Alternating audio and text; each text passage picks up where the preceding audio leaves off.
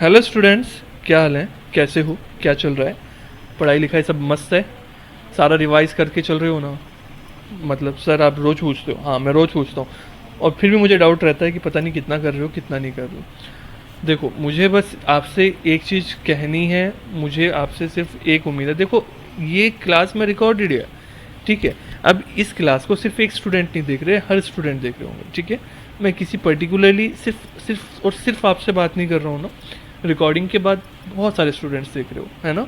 इस चीज़ को भी मैं एक्सेप्ट कर रहा हूँ, बट फिर भी मैं इस चीज़ पे कह सकता हूँ कि मुझे इंडिविजुअली हर एक पर्सन पे, हर एक स्टूडेंट पे जो इस टाइम मेरी ये लेक्चर सुन रहा है, मुझे पूरा पूरा ट्रस्ट है कि आप बहुत अच्छे नंबर से पास हो सकते हो। देखो, सिर्फ पास होना, सीए में जैसे हम एंटर करते हैं ना, हमारे टारगेट चेंज हो जाते हैं।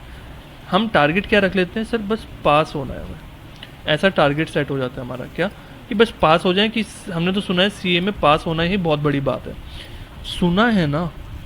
किसने सुनाया है आपको? किसी और ने। उसको कैसे पता चला है? जो आपको ये कहने वाले होते हैं ना कि सीए हार्ड है, बहुत हार्ड है, इस तरह से बोलते हैं, तो पता है क्या, कभी एक बार सोच के देखना। सोच के क्या? कि जितने आपको कह रहे हैं ना कि सीए हार्ड है, उनमें से 80% ने कभी सीए करी ही नहीं है। आपके फ्रेंड्स, आपके फैमिली मेम्बर्स, जिससे भी आप पूछोगे कि उन्होंने कभी आज तक सीए ट्राई नहीं करी, उनको ये भी नहीं पता है कि सीए कौन से कॉलेज से होती है। आपकी लाइफ में जरूर ये क्वेश्चन सामने आएगा जरूर आपके, कि सीए कौन से कॉलेज से करते हो। और जब आप उनको कहोगे ना कि सर इसका कॉलेज नहीं होता, इसमें ना क्या होता है कि वहाँ पे इंस्टीट्यूट होता है, दिल्ली में हमारा इंस्टीट्यूट है, कानपुर में हमारा इंस्टीट्यूट है, वहाँ पे रजिस्ट्रेशन हो जाता है, उसके बाद पढ़ते हैं हम और फिर क्या करते हैं, एग्ज़ाम देते हैं। पता है सामने से क्या कहते हैं? कॉरेस्पॉन्डेंस से कर रहे हो। उस टाइम पे मतलब जो आपको फीलिंग आती है ना, जैसे सीए हो चाहे सीएम में हो चाहे सीएस हो, सबके लिए सेम ही सिचुएशन है। और उस टाइम जो फीलिंग आती है, अरे बस क्या कर लो। तो इसलिए मैं जब एज ए स्टूडेंट मुझसे पूछते थे ना कि कहाँ से कर रहे हो, क्या कर रहे हो, शुरू शुरू में तो मैंने भी ऐसे भी समझाया। जब मैंने देखा भाई सामने वाले को समझ में नहीं आ रहा, मैं क्या कहता था, हरिद्वार से ही कर रहा हूँ। मतलब जैसे मैं हरिद्वार में था कि सर हरिद्वार से पढ़ रहा हूँ मैं। अच्छा, कि हरिद्वार में? हाँ, ओके। कौन से कॉलेज है? सर आईसीएआई है इंस्टीट्यूट जो हमारा है ना, उससे आईसीएआई से पढ़ रहा हूँ। तो ऐसा करते थे। अब हर किसी को समझा के कोई फ़ायदा नहीं है ना, सामने वाला पर्सन किस पर्सन लेवल से है, उसकी क्या इंटेंशन है, उस हिसाब से रिप्लाई कर देता था। जो इंटरेस्टेड होता था, जिसको वाकई में जानने का मतलब बनता है, जो चाह रहा है जानना, तो उसको मैं समझा देता था कि सिस्टम कैसे है। बट हर किसी को कौन रिप्लाई देता रहेगा? तो जिन लोगों को इतना भी नहीं पता है वो आपको कहेंगे कि सीए बहुत हार्ड है, ठीक है? बाकी बचे 20%। 20% में ना 15% ऐसे होंगे जिन्होंने सीए ट्राई करी है और उनसे नहीं हुई है, ठीक?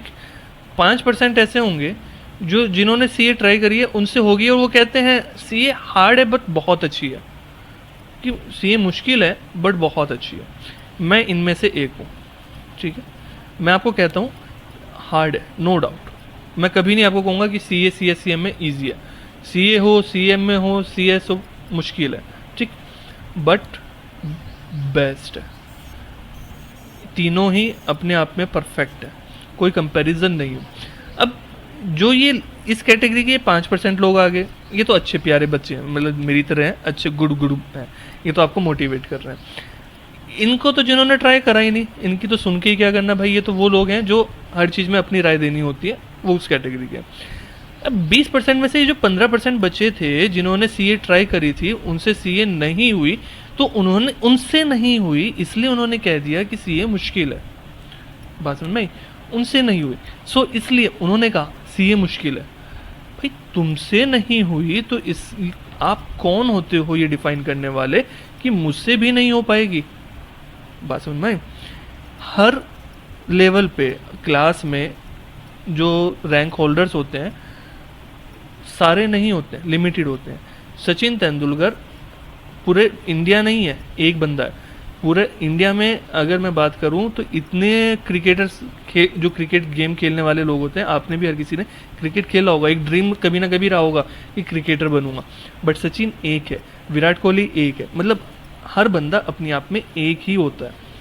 सो अगर मैं ये कह दूं कि भाई क्रिकेट में तो सिलेक्शन होता ही नहीं है कि सिर्फ क्या 15-20 जने सेलेक्ट होते हैं ऑल ओवर इंडिया, बहुत मुश्किल है, बहुत मुश्किल है। हाँ वो ट्रूथ है कि बहुत मुश्किल है, बट नहीं बन सकते हो ऐसा बिल्कुल भी नहीं है। अगर सचिन ने भी वो सुना होता तो वो आज सचिन तेंदुलकर नहीं होता। सो नो डाउट इनमें मेहनत है, और जो जिस चीज़ में मेहनत नहीं है उसमें कभी भी रिवॉर्ड नहीं मिलेगा। डिमांड एंड सप्लाई का रूल है ना। कॉमर्स के स्टूडेंट हो, डिमांड एंड सप्लाई पता है, जितनी डिमांड और सप्लाई का हिसाब होगा उस हिसाब से होगा। सीए की वैल्यू, सीएमए की वैल्यू क्यों है? इनकी डिमांड, हर बिजनेस को एक सीए चाहिए, हर बिजनेस को कहीं ना कहीं गाइडेंस चाहिए किसी सीए की, बट सप्लाई क्या है? कम है, सीए है नहीं मार्केट में, तो इनकी सैलरी, इनकी डिमांड मतलब जो इन फीस है वो इसलिए क्या है? हाई है। बात समझ में आया? अब बीकॉम की बात करता हूँ, डिमांड बहुत है, हर बिजनेस में एक बीकॉम, हर कंपनी में हर उसमें एक बीकॉम का बंदा भी चाहिए, बट सप्लाई उससे ज़्यादा है। जितने कॉमर्स के स्टूडेंट हैं वो ग्रेजुएट तो होंगे ही ना, बीकॉम तो पढ़ेंगे ही ना।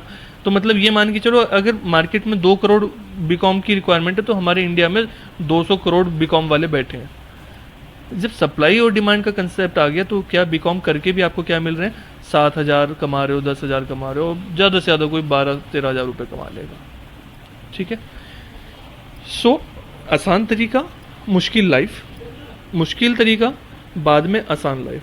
ठीक, तो ये सब चीज़ें मैटर करती हैं। तो अपने ऊपर पूरी तरह से भरोसा रखो कि आप एक्चुअल में चाहते क्या हो, क्या करना चाहते हो, और उसी हिसाब से अपने ऊपर भरोसा रख के इस चीज़ पे, ये जो 5% वाले हैं ना, इनके हिसाब से चलो।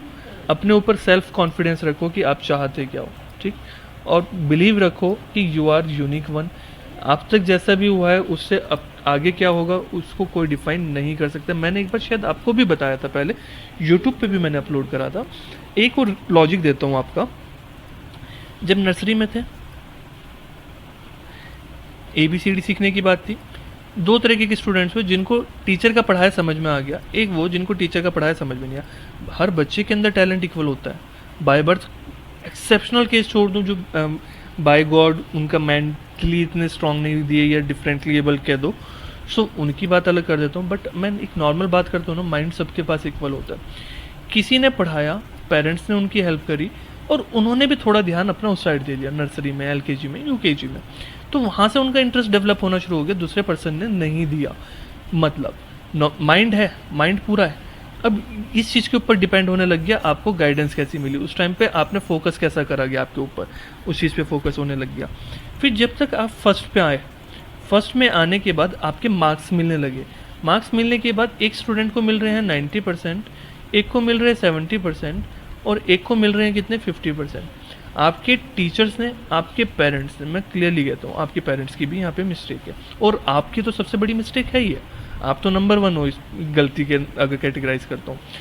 90% वालों को कैटेगराइज कर दीजिए कि होशियार है, 90% लेके आने वाला है। तो हमेशा हर किसी ने मोटिवेट किया है कि 90+ लेके आना है।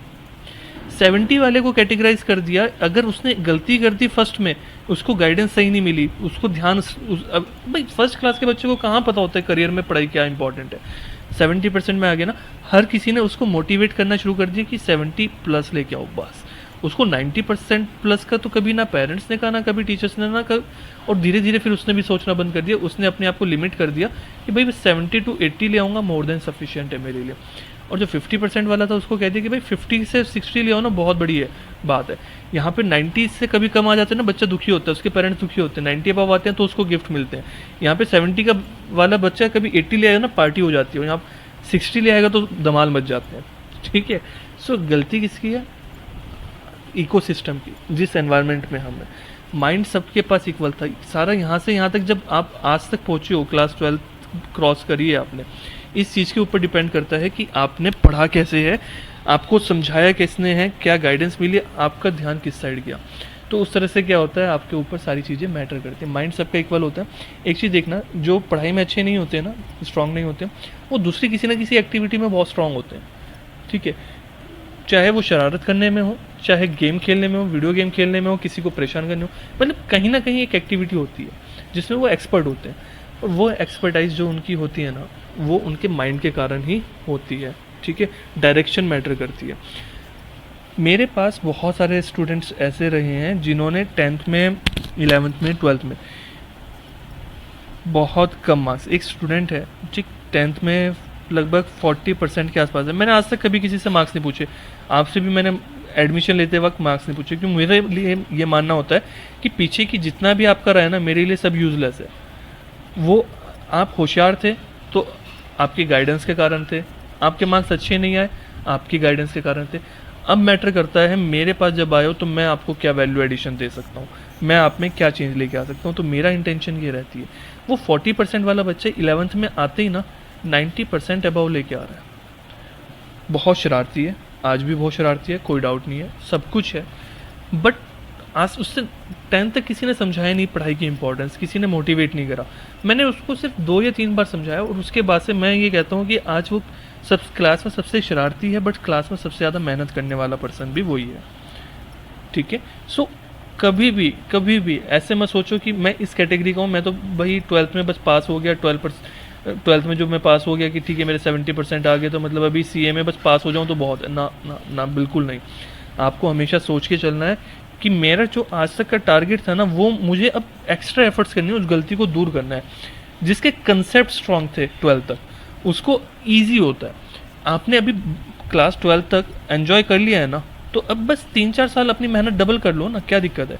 12th तक आपने मजे करे, आराम से जैसे भी पास होते चले गए, कम मार्क्स में हो गया। अब एक्स्ट्रा एफर्ट्स करके उस कमी को दूर कर दो तो आप भी बहुत अच्छे टॉपर बन सकते हो। ठीक। और दूसरी चीज़, हमेशा नॉलेज मैटर करती है, मार्क्स नहीं।